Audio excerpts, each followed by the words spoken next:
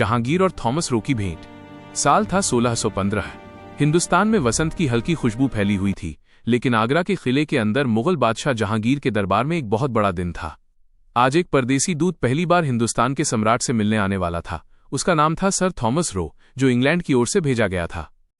सुबह की धूप संगमरमर की दीवारों पर पड़ी तो पूरा दरबार चमक उठा। उमराव, वजीर और सेनापति अपनी जगह बैठे इंतजार कर रहे थे।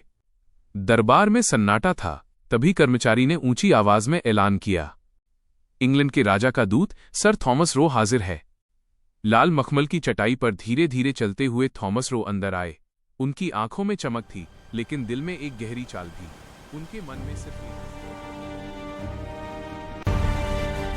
My loyal subjects, the time has come to unite under this banner.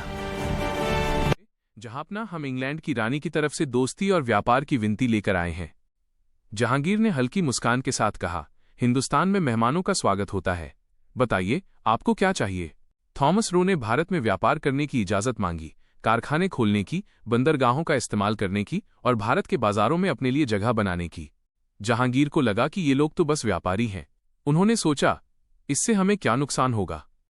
लेकिन उसी समय दरबार में कई वजीरों ने इसका विरोध किया।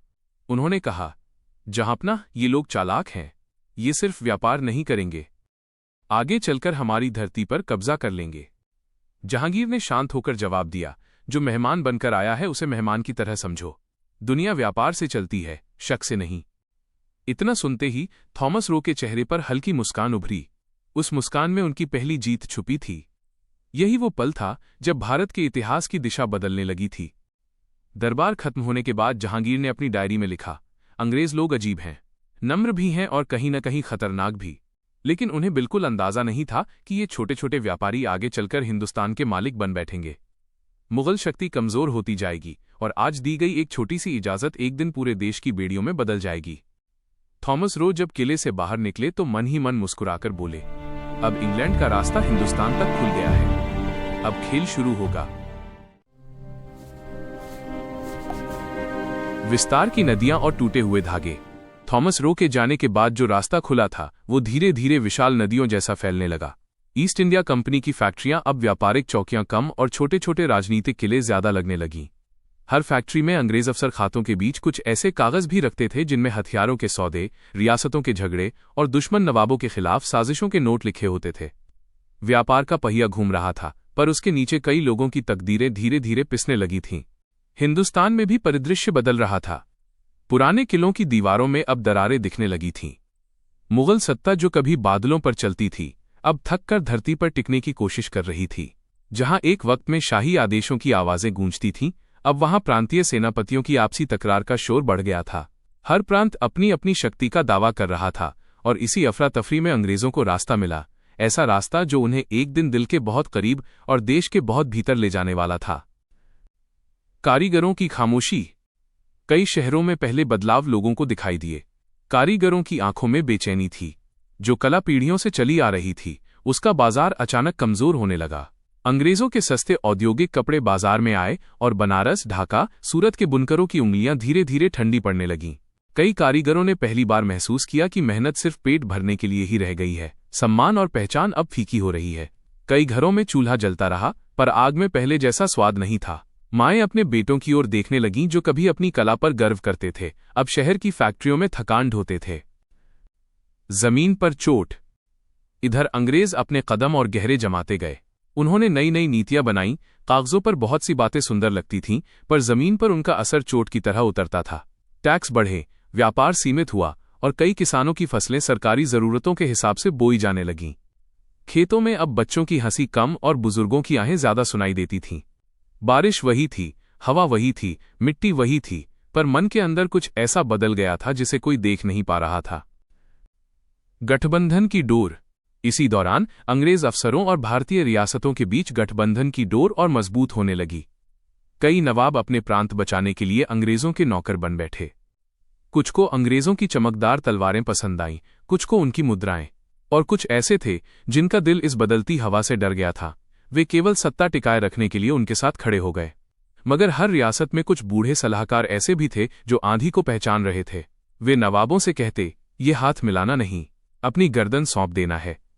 पर डर, लालच और सत्ता की भूख ने उनकी बातों को हवा में उड़ा दिया। पहली गोलियों की गूंज।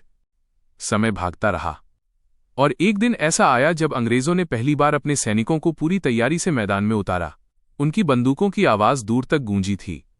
स्थानीय सैनिक बहादुर थे, पर बंदूकों और गोलों की बरसात के सामने तलवारों की चमक फीकी पड़ गई। कई गांव खामोश हो गए, कई किले अंग्रेजों के झंडों से पट गए और कई माताओं ने पहली बार अपने बेटों को खामोशी में दफन किया। आंसू सूख चुके थे, पर दर्द बहता ही रहा। अली बुनकर की आह। इस बदलाव के बीच ऐसी कहानियां भी थीं जो दिल को चीर देती थीं। एक छोटे से कस्बे में एक बूढ़ा बुनकर था, अली। उसकी आंखों में कभी कौशल की चमक थी, पर अब उनमें अंधेरा जमा हो रहा था। उसके बेटे का हुनर भी उससे कम नहीं था, पर फैक्ट्रियों के कपड़े बाजार में छाए हुए थे। एक शाम अली ने अपने बेटे से कहा, बेटा, धागे की ताकत अब हमारे हाथ में नहीं, किसी और की मुट्ठी में है। बेटे ने जवाब दिया, अब्बा, क्या हम फिर से उठ नहीं सकते? अली कुछ पल चुप रहा, फिर कहा, उठना तब आसान होता है जब गिरने वाला धक्का कमजोर हो, पर यहां तो गिराने वालों का हाथ बहुत भारी है। और ये भारीपन सिर्फ अली के घर में नहीं था, पूरे हिंदुस्तान के लाखों घरों में था। गुलामी की जड़ें। मुगल दरबार भी इस भारीपन से कांप गया। सम्राट बदलते रहे, पर उनकी पकड़ ढीली होती चली गई। अंग्रेज अधिकारियों ने अब व्यापार से ज्यादा शासन पर ध्यान देना शुरू कर दिया। उन्होंने कानून बनाना शुरू किया, ऐसे कानून जो बाहरी रूप से व्यवस्था के लिए थे, पर अंदर से गुलामी की जड़ें गहरी कर रहे थे। और इस बीच एक ऐसे भारत का जन्म हुआ जहां लोग पहली बार समझ रहे थे कि ये सिर्फ व्यापार नहीं, अपने घर की दीवारें गिरने का संकेत है। कई युवाओं के दिलों में अग्नि जगी, अक्सर चुप पर अंदर से उग्र। कई बुजुर्गों की आंखों में नमी थी, काश हमने पहले समझ लिया होता। थॉमस रो की वो एक चिट्ठी, वो एक मुलाकात, वो एक विनम्रता जो एक सौम्य व्यापारिक प्रस्ताव की तरह दिखती थी, धीरे धीरे एक तूफान बन चुकी थी। और ये तूफान अभी रुका नहीं था। यह आने वाली पीढ़ियों की किस्मत तय करने वाला था, जहां धागों की जगह हथकड़ियां और तलवारों की जगह बेड़ियां बांटी जाने वाली थीं। यह वह समय था जब हिंदुस्तान ने अपनी धरती के नीचे एक दर्द सीने में दबा लिया और अंग्रेजों ने अपनी आंखों में एक साम्राज्य का सपना बसा लिया।